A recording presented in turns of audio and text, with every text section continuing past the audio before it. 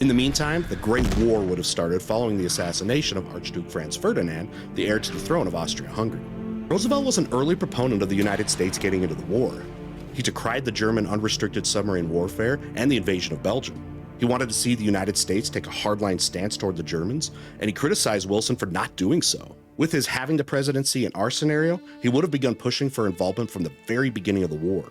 However, I don't think that the initial public opinion would have supported this, seeing to it that a Congress that was ever aware of the brevity of their terms and the always looming House elections wouldn't be nearly as quick to declare war. However, as soon as the war began, Roosevelt would have been pushing for an increase in the size of the military, with the army having previously only been about 100,000 men strong. Plus, the sinking of the Lusitania on May 7, 1915 had a dramatic effect on public opinion. In contrast to the urging of restraint that our timeline saw from Woodrow Wilson, Roosevelt would use the sinking as proof that Congress should have followed his wishes in the first place, and that any military buildup should have taken place faster.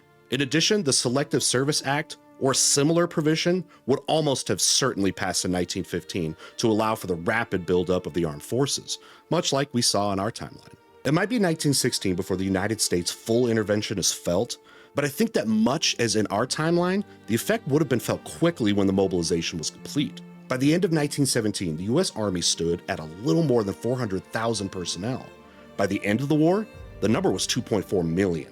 Put a force this size into an otherwise seemingly balanced conflict, and I find it very unsurprising that there was a quick tipping of the balance. I think we see this in the alternate timeline as well, and by the end of 1916, the war would meet its end.